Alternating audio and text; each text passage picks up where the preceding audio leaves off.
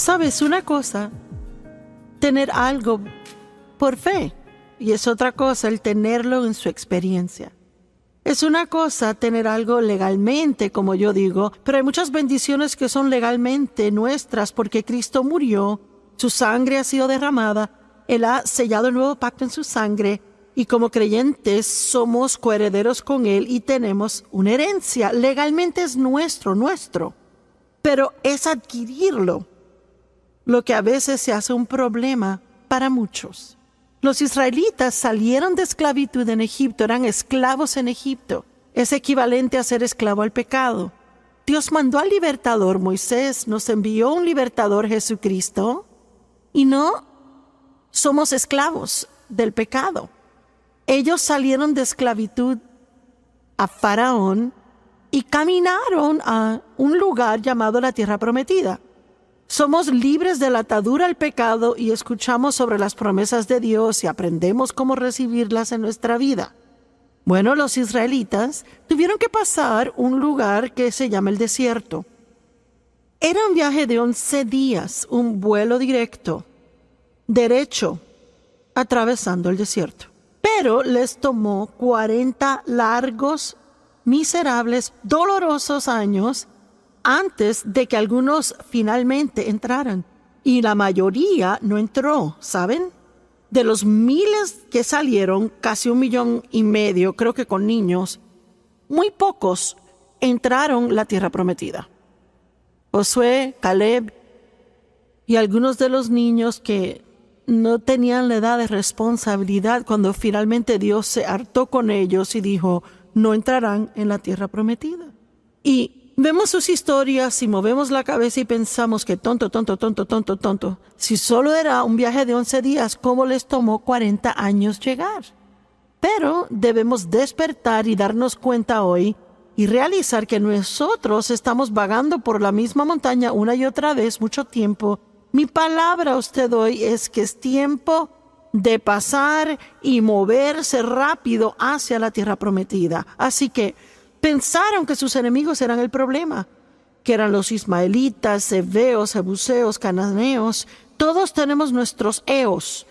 Puede ser el más esposeo, el enojoneo, el vecineo, el enfermadeo, la pobreceo, el malpasadeo. Tenemos los eos y pensamos que son nuestro problema, los sataneos, el diablo. Si esto me dejara aquello. Pero cuando empecé a estudiar muchos años atrás y a buscar en esto, me di cuenta claramente de la Escritura que aprendemos que no eran sus enemigos el problema porque Dios estaba de su lado. Y si Dios por nosotros, ¿quién contra nosotros? No hay nada en este mundo que pueda derrotarnos si Dios está con nosotros. Y Dios estaba de su lado. Él les dijo, si hacen lo que les digo, van a hacer un viaje rápido por el desierto y disfrutar mis promesas. Pero ellos no lo hicieron. No eran los enemigos. No fueron los cananeos, pereceos, los heveos, los enemigos, ni los gigantes de la tierra. Fue su mal pensamiento y sus malas actitudes. Ellos no sabían cómo pensar como Dios quería que pensaran. Y absolutamente usted puede pensar cómo salir de ataduras y a la libertad si piensa como Dios quiere que piense. Es imposible tener victoria y pensar ataduras. Es imposible ser feliz y pensar en tristeza y depresión. Es imposible ser libre del pecado mientras piensa que está atado al pecado. Hay un gran ejemplo de esto en Romanos capítulo 6. En Romanos capítulo 6, verso 2, Pablo dijo, ¿cómo pueden vivir en el pecado si están muertos a él? La Biblia dice que cuando Cristo murió, morimos en él. Que él tomó el pecado, lo llevó a la cruz. Y que estamos muertos al pecado y vivos a la justicia. ¿Sabe lo que significa? Que una parte de usted, lo que nació de nuevo, no quiere nada con el pecado. Está muerto al pecado. Por eso ahora cuando peca le molesta. Antes de nacer de nuevo no le molestaba, no le importaba, le encantaba y disfrutaba. Pero al nacer de nuevo, ahora tiene nuevos problemas porque no puede cómodamente pecar. Le hace miserable. Y hay una parte de usted que no quiere pecar, pero aún lleva con usted la carne, una mente no renovada, salvaje, emociones sin control y una voluntad terca que Dios y el Espíritu Santo tienen que cambiar. Ese en la actualidad es el desierto. Nuestra alma, hasta que es renovada por la palabra, es nuestro desierto. Tenemos que aprender a dejar que Dios, que está en el Espíritu, invadir nuestra alma. Él no quiere vivir en este lugarcito del Espíritu, quiere en tu mente, emociones, voluntad, finanzas, relaciones, en tu entretenimiento y finalmente ser visible como una brillante y fuerte luz para que el mundo diga, esa persona tiene algo que yo quiero. Vamos, glorifique a Dios.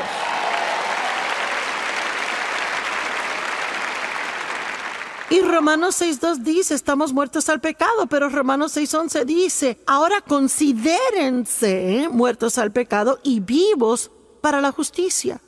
Amo eso porque dice considere, es un proceso de la mente. Y puede decir que Romanos 6:2 dice, está muerto al pecado, pero Romanos 6:11 dice, piense ahora que está muerto al pecado, crea que está muerto al pecado. Y decimos, estoy muerto al pecado, y cantamos coritos de ser libres en Cristo, pero nos da miedo el pecado. Decimos que somos adictos, somos esto y lo otro, no puedo vencer, es duro y no puedo vencer eso. Y quedamos atrapados en un desierto en esa área.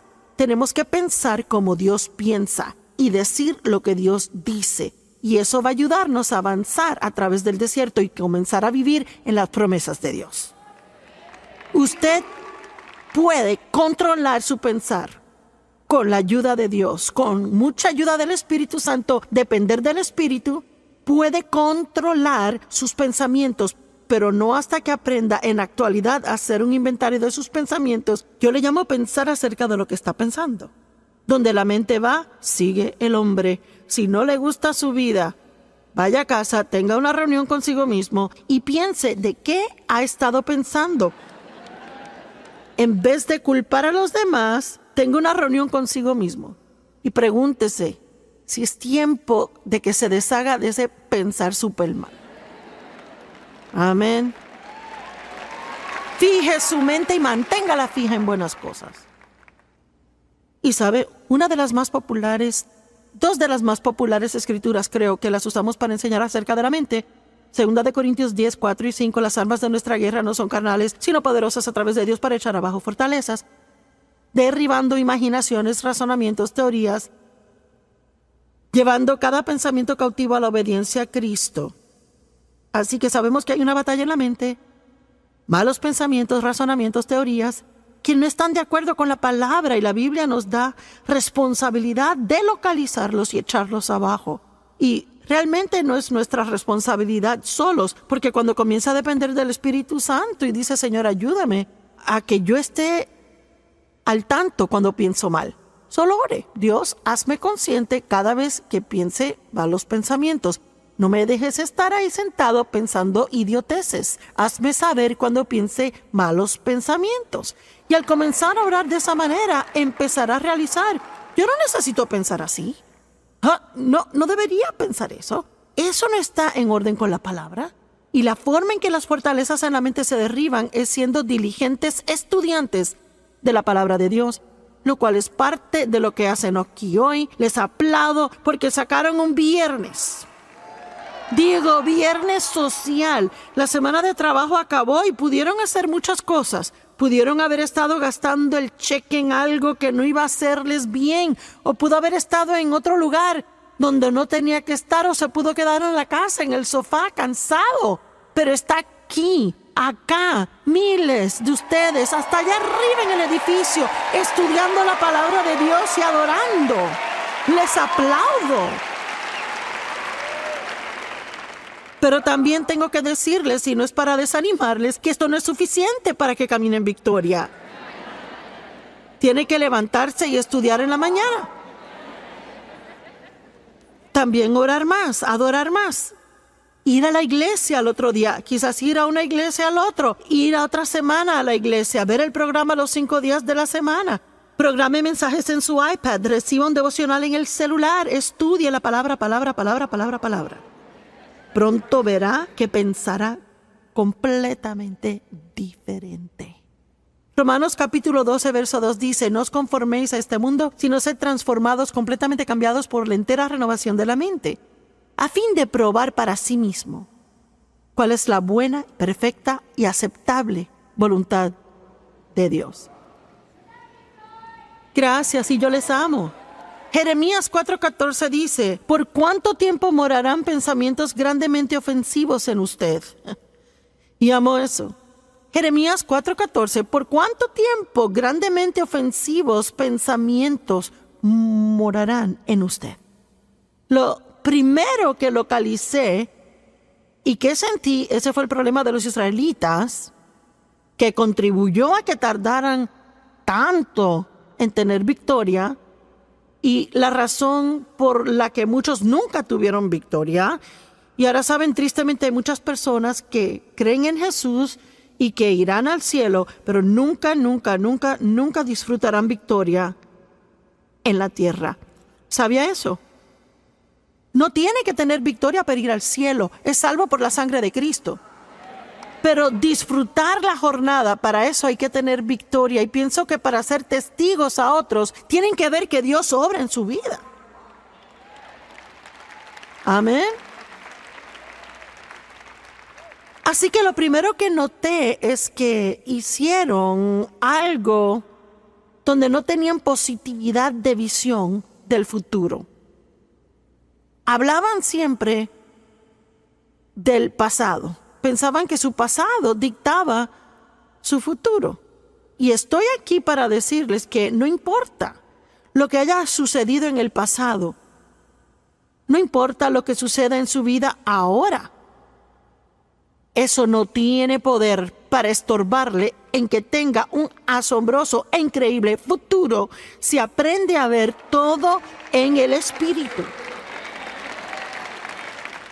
La Biblia dice en Isaías 11 que Jesús no miraba ni decidía cosas por el oír del oído ni por la vista del ojo. Él veía con ojos espirituales y oía con oídos espirituales. Y todos tenemos oídos en la cabeza y ojos en la cabeza, pero también los tenemos espiritualmente. Con los naturales vemos lo que pasa alrededor, vemos lo que pasa en la vida, pero con los ojos espirituales vemos lo que no se puede ver con estos. Vemos con una actitud de fe y decimos: Dios dice que tengo un buen futuro y yo creo que puedo tener un buen futuro. Recientemente estaba en un Starbucks en el estado de Utah. Una mujer me reconoció y comenzó a hablar conmigo un poquito y dijo: le escribí a su ministerio, les conté mis problemas y así sucesivamente, y empezó a contarme sus problemas. Dijo: sí, le cuento que mira, en mi vida todos me han tirado bajo el autobús. Y claro, yo no le dije esto a ella porque no quería herirle, pero cuando salí pensé: bueno, señora, a mí también me tiraron, pero yo manejo el autobús. Amén. Bueno, y ella se detuvo al decir: me tiraron debajo del autobús.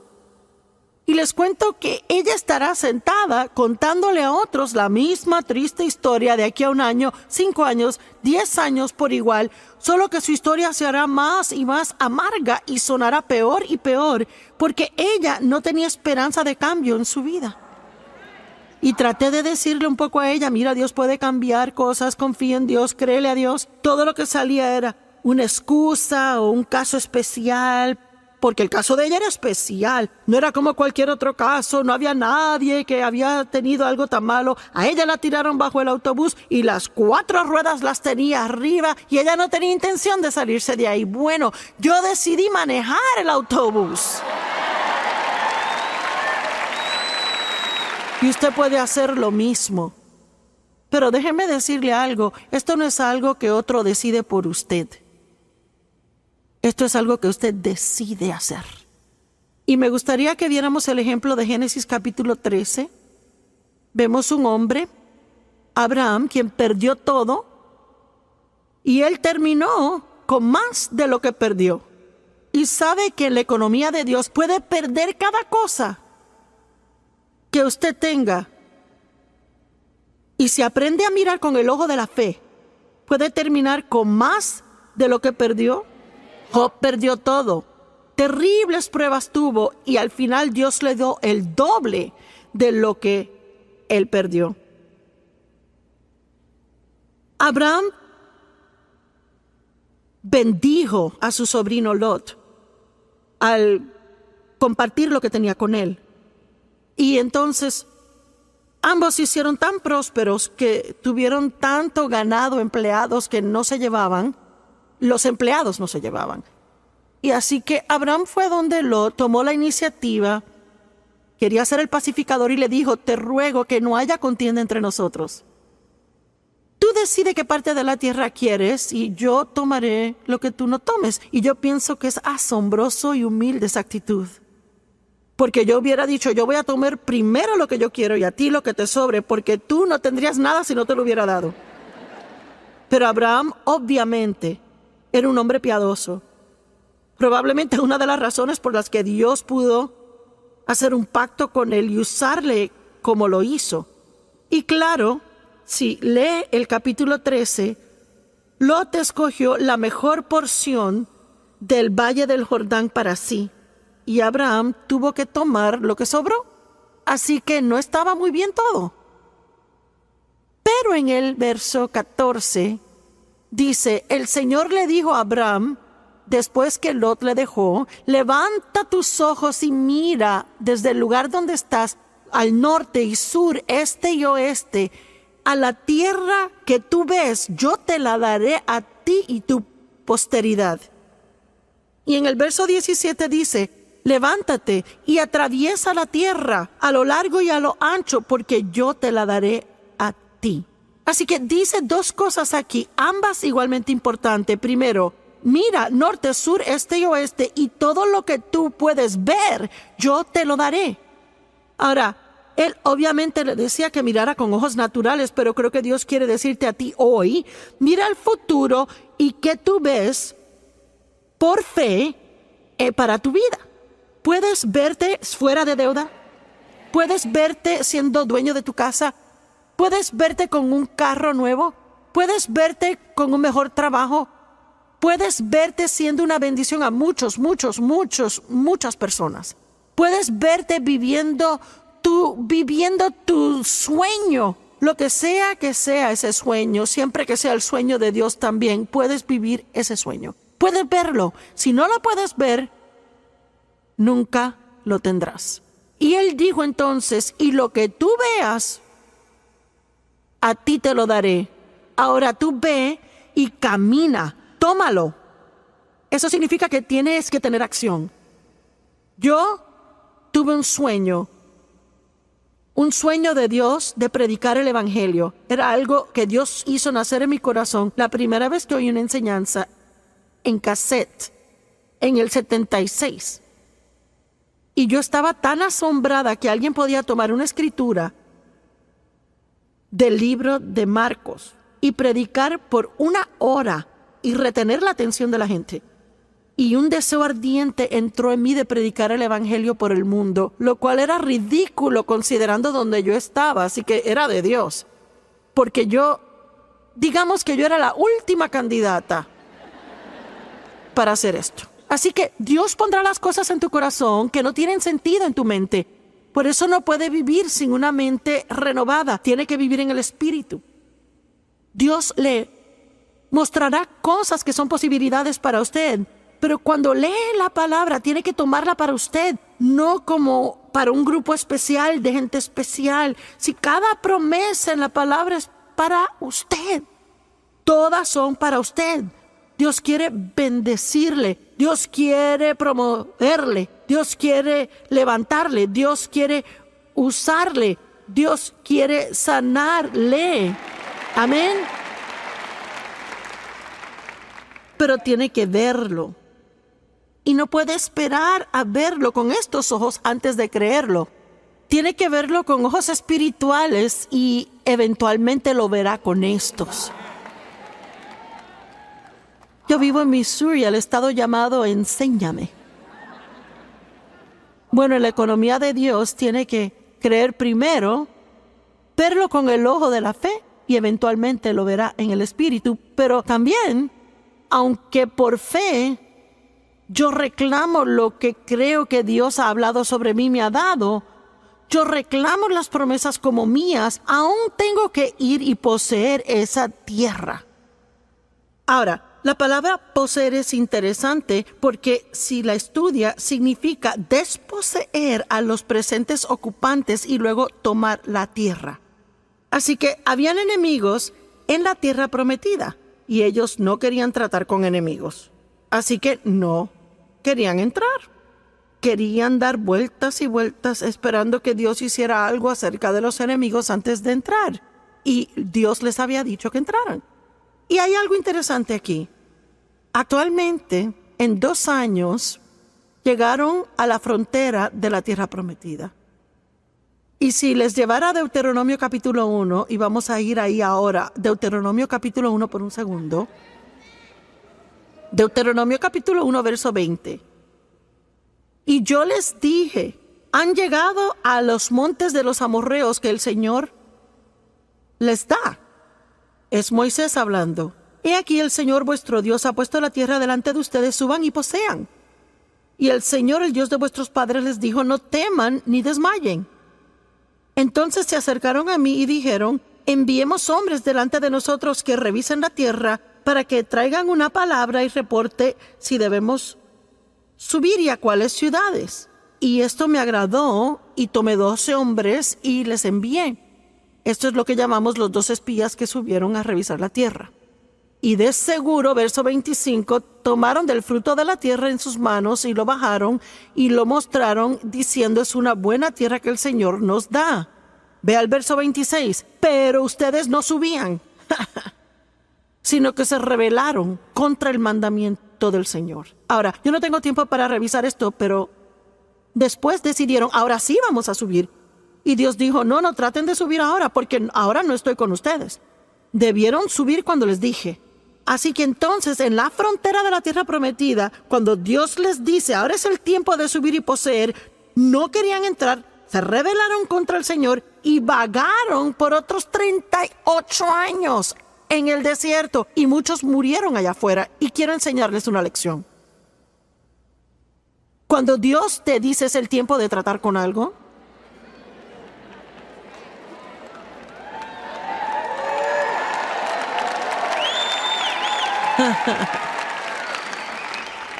cuando Dios dice, es tiempo de tratar con algo, entonces hay una unción en eso para tratar con ello ahí.